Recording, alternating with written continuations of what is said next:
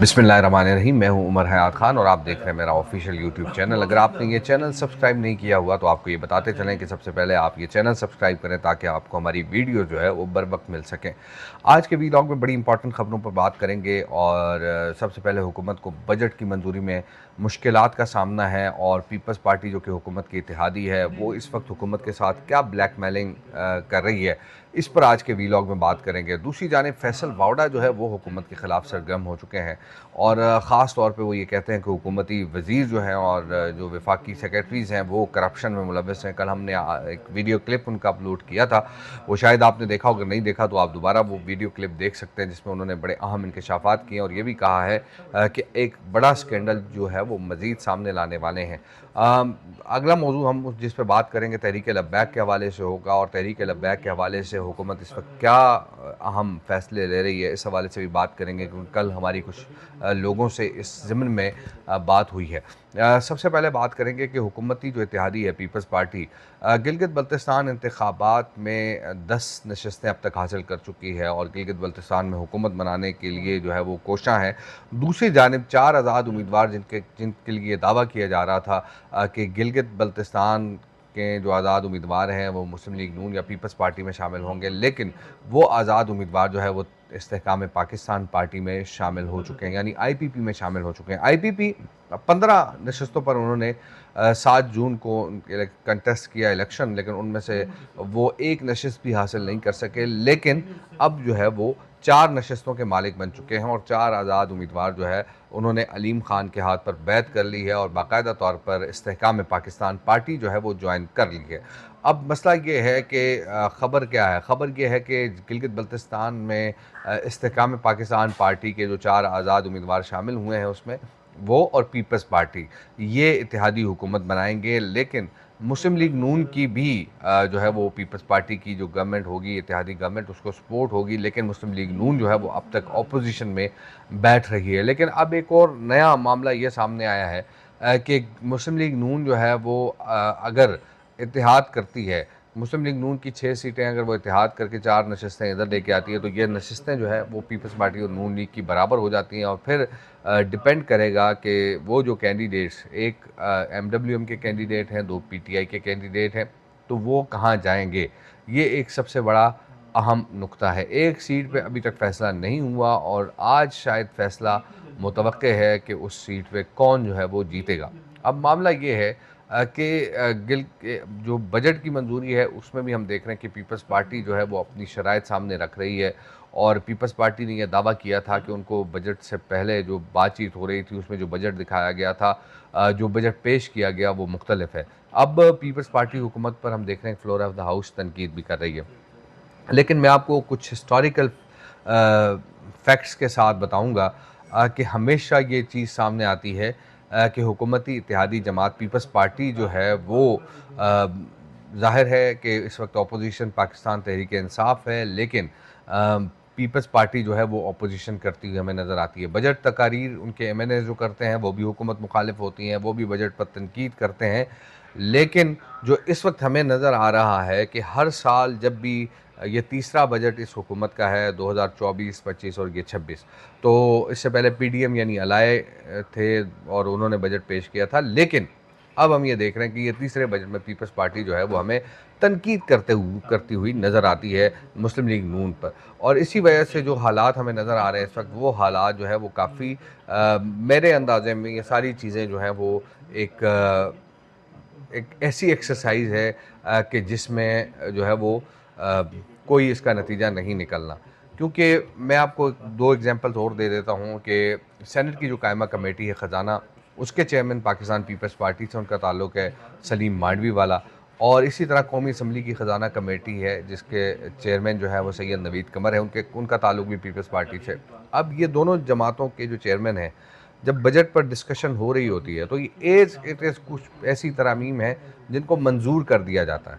तो ज़ाहिर है कि मतलब एक अंजुमन सताइश बाहमी के तहत ये तमाम काम हो रहा है। मुस्लिम लीग नून के जो भी फ़ैसले हैं, जो भी हुकूमत के फ़ैसले हैं, उसमें पीपल्स पार्टी उतनी ही हिस्सेदार है जितनी मुस्लिम लीग नून हिस्सेदार है। यानी अब आइनी ओहदों पर पीपल्स पार्टी है और पीपल्स पार्टी जो है वो अपने वोटर्स को ये बताना चाह रही है कि हम नून लीग के साथ नहीं हैं। लेकिन अब आप देखें कि ज़ाहिर सी बात है कि इस हुकूमत ने बजट तो पेश किया है और ये इस बजट में अशराफिया को मराहत दी गई हैं, इसमें कोई दो राय नहीं है।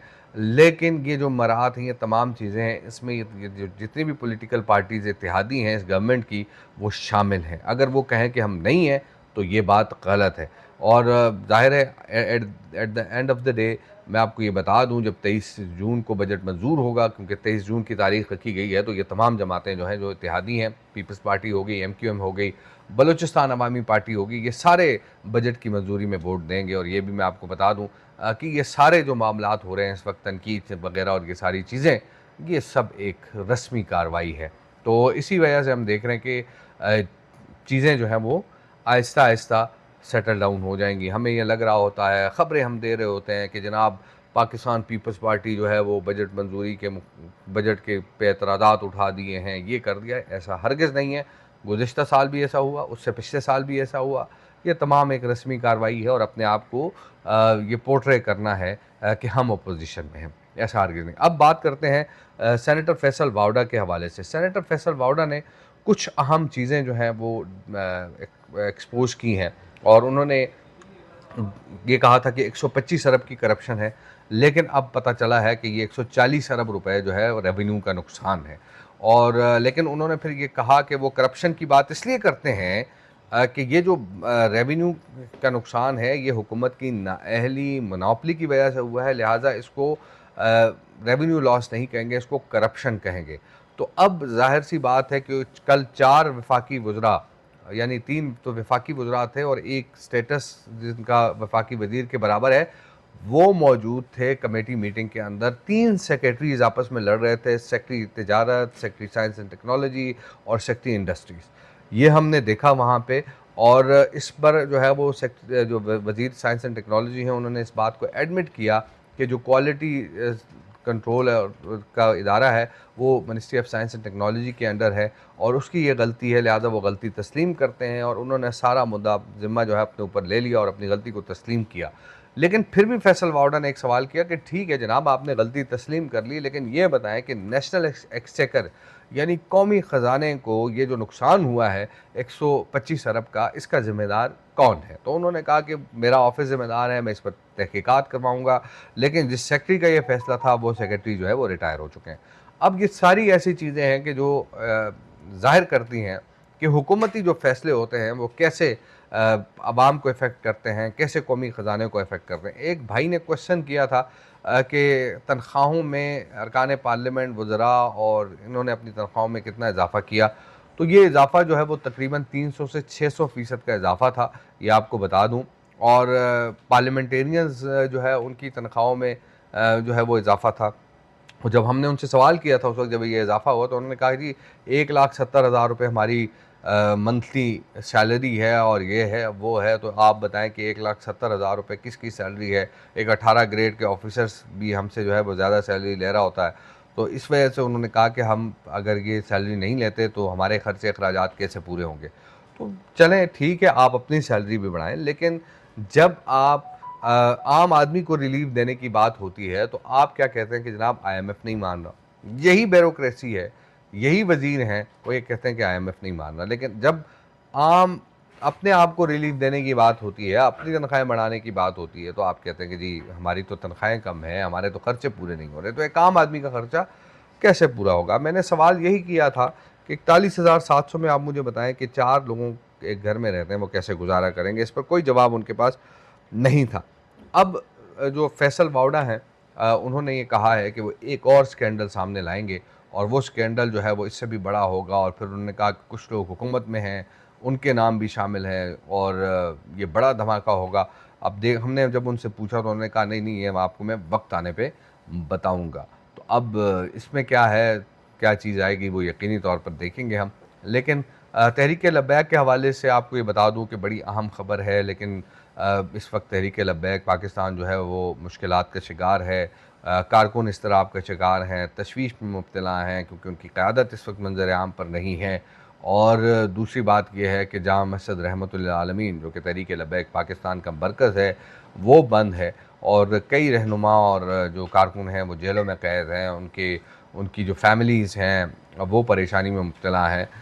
अब ज़ाहिर-सी बात है कि हुकूमत जो है वो किस तरह इनको डील करती है, लेकिन जो एक कमेटी बनाई गई थी उस कमेटी का अब तक जो है वो कोई इजलास नहीं हो सका है। और कल भी हमारी बात हुई है और हमने पूछा है तो उनका जवाब यही आया कि अभी वक्त लगेगा, लेकिन जो मुफ्ती मुनीब रहमान साहब हैं जिनके वफ़द की मोहसिन नकवी से मुलाकात हुई थी, उसके बाद ये कमेटी तश्कील दी गई थी और ये भी बताया गया था कि जनाब अब ये मामला जो है वो किसी न किसी तरीके से किसी न किसी करवट जो है वो बैठेगा, लेकिन अब तक ये चीज़ें जो है वो सेटल डाउन नहीं हो सकी हैं। तहरीक लब्बैक पाकिस्तान जो है उसमें हम देख रहे हैं कि चीज़ें जो हैं वो उस तरह उनके लिए हालात साज़गार नज़र नहीं आ रहे हैं। और कुछ लोग अभी भी हमें इत्तला मिल रही है और ये इत्तला यही मिल रही है कि जो लोग हैं उनको तंग किया जा रहा है और मैसेजेस आ रहे हैं, कमेंट्स आ रहे हैं, तो देखते हैं कि आगे क्या होता है। मुझे दीजिए इजाज़त, अल्लाह निगहबान।